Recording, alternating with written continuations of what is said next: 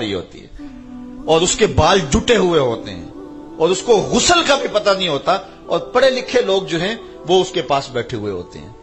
मियां, पढ़े लिखे होने का मतलब ये नहीं कि डिग्रियां पास है, शऊर की दौलत है, चाहे अल्लाह अनपढ़ को अता फरमाए, ये अल्लाह की तरफ से अता है, अल्लाह से खैर मांगो। तो इन लोगों से भी जान छुड़ाओ जो मुआशरे की तकसीम का सबब है। मुआशरे की तकसीम और बाहमी नफरत और मुनाफरत, ये इतना बुरा अमल है जिसको पसंद नहीं किया गया किसी सूरत के अंदर भी। लेकिन भाइयों भाइयों के दरमियान तफरीक, मियां बीवी के दरमियान तफरीक, हर घर के अंदर सास को बहू ने तावीज डाले हुए हैं और बहू को सास ने डाले हुए हैं, और वो तावीज सारी जिंदगी निकल ही नहीं सकते। और सारी जिंदगी जिन्होंने इकट्ठे जीना है, इकट्ठे रहना है, उनके दरमियान नफरत की दीवारें खड़ी कर दी जाती, और फिर वो दीवारें कभी भी नहीं गिरती, वो पहाड़ होते हैं और जिंदगियां तल्ख हो जाती हैं, और वो सब कुछ बच्चों के अंदर भी मुंतकिल होता है। खुदारा एक अच्छे मुआशरे की तश्कील के लिए कोशा हो, जब मसाइब बन जाए, मुश्किल बन जाए, तकलीफें आ जाएं, तो किसी आमिल के पास न जाएं, अल्लाह की किताब कुरान के पास आएं। कुरान की आखिरी 2 सूरतें, उनका नजूल इसीलिए हुआ है, उनकी तिलावत करें। कुरान के नूर के मुकाबले में कोई नार नहीं ठहर सकती, ये रोशनियां आपके घरों में बखेर देगा। अगर आपको जादू है, अगर आपको शक पड़ गया है इसका, तो सूरा बकरा की रोज तिलावत करें, इसकी बरकत से घर के अंदर अनवार फैलेंगे और कोई बदरूह घर के अंदर नहीं होगी। असल हमारे घरों के अंदर बदरूहें, साया, भूत, जिन्नात, परियों का साया, पता नहीं क्या क्या हमारे घरों के अंदर है। ये सारी परियां, ये जिन हमारे पास ही हैं, बाकी दुनिया के 200 ममालिक वहां ये कुछ नहीं है। ये ज़ईफुल इत्क़ाद जो कौमें हैं, ये सारे जो हैं वो जिन अपना काम छोड़ छाड़ के इनको चिमटे रहते हैं, और इन्हीं से जो है वो हर वक्त उनका वास्ता और उनका ताल्लुक है। तो एक अच्छे मुआशरे की तश्कील के लिए हमने कुरान मजीद से रब्त मजबूत करना है, इससे ताल्लुक को पुख्ता करना है। ये कुरान हमारी जिंदगी में नूर भर देगा, हमारी जिंदगी में रोशनियां भर देगा, हमारी जिंदगी में उजाले भर देगा। रोजाना अपने दिन का आगाज कुरान मजीद की तिलावत से किया करो।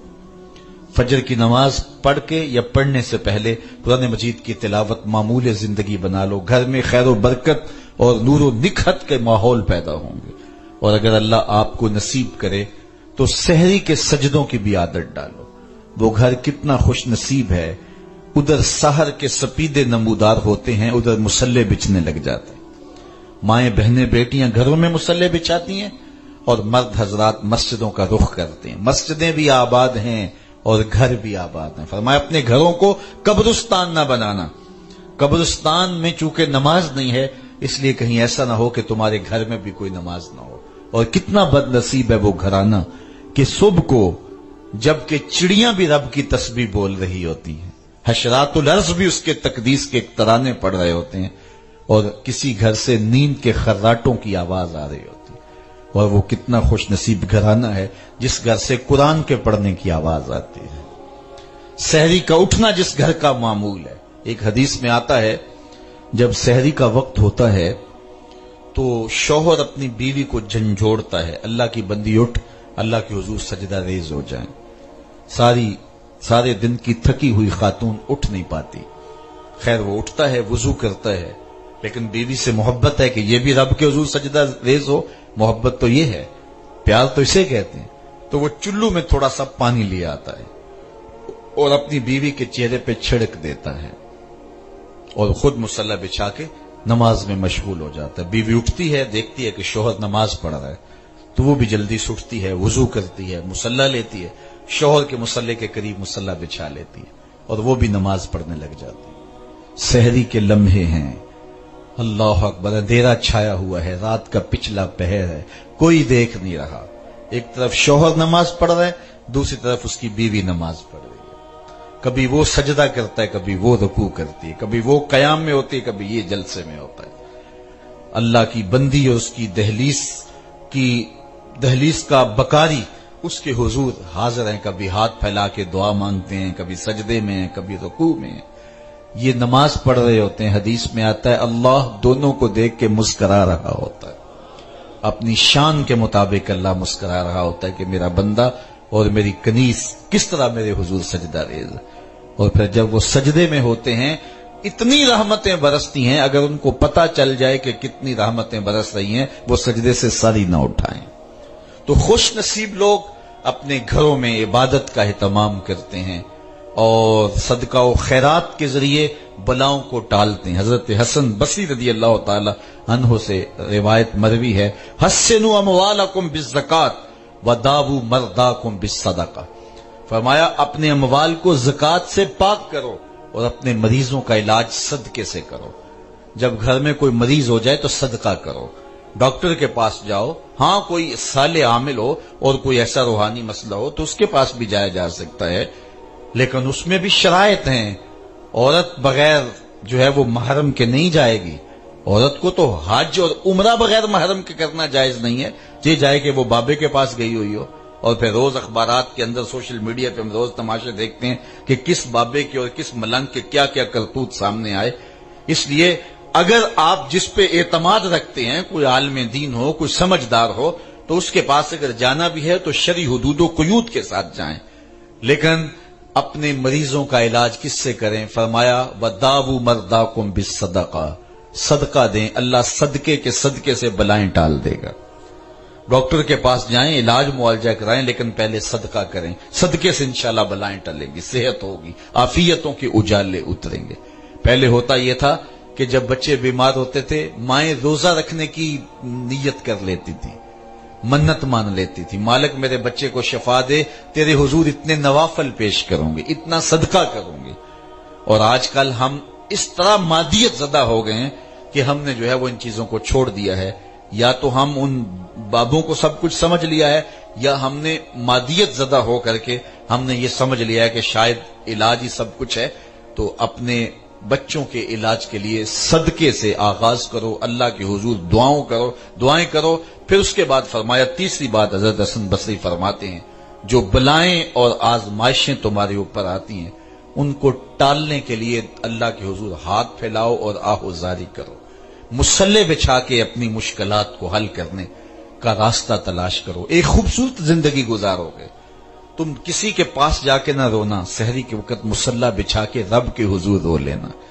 اللہ اکبر، وہ رونے والے کا مذاق نہیں اڑاتا، دنیا دار کے آگے جا کے روڑیں تو روئیں، کوئی مشکل پڑ گئی ہے تو کسی کے آگے جا کے دکھڑا بیان کریں، روئیں، ایک تو اس کے آگے تم بے توقیر ہو جاؤ گے، پھر وہ کبھی اللہ آپ کو عزت دے دے، اللہ آپ کو مسائل سے نکال دے تو کبھی جتلائے گا، یہ وہی ہے، اس کو فلاں مسئلہ بن گیا تھا اور میری چوکھٹ پہ آ کے جو ہے وہ تین پیر آ کے بیٹھا رہتا تھا، رویا رہتا تھا، دوتا رہتا تھا۔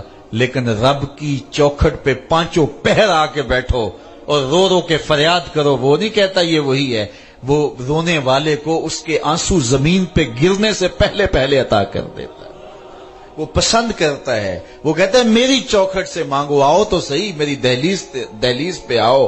وہ بندوں کو آنے پر خوش ہوتا ہے، دنیا داروں کے دروازوں پہ جائیں تو وہ ناراض ہوتے ہیں، وہ اپنا وزن دکھاتے ہیں، لیکن میرا مالک اس کی چوکھٹ پہ جب جائیں تو بندے کا پہنچنا ہی شرط ہے، وہ کہتا ہے بندے آ گیا ہے، جا میں نے تیرے سارے معاملے اپنے کرم سے حل فرما دیے۔ ایک روایت میں آتا ہے جب کوئی بندہ اللہ کے حضور حاضر ہوتا ہے تو اللہ فرشتوں سے فرماتا ہے کہ میرا بندہ آخر میرے در پہ ہی آیا ہے نا، تو اس لیے تم گواہ بن جاؤ، میں نے اس کے سارے معاملے سارے گناہ معاف فرما دیے۔ تو اس کی چوکھٹ پہ آؤ جس کے حضور جس لہجے میں مانگو گے، یہ ایک ہی تو در ہے جس در پہ اپنے سارے دکھڑے کھل کے کہے جا سکتے ہیں۔ کسی بھی دنیا دار سے آپ کا کتنا بھی کلوز دوست ہو، آپ کا کتنا بھی قریبی رشتہ دار ہو، کچھ مسائل ہیں آپ اس کے سامنے وہ بیان نہیں کرتے۔ ہاں بڑا کلوز دوست ہے، جگری یار ہے، کچھ باتیں اس سے شیئر کر لیتے ہیں، لیکن کچھ باتیں ایسی ہیں جو آپ اس سے بھی شیئر نہیں کر سکتے۔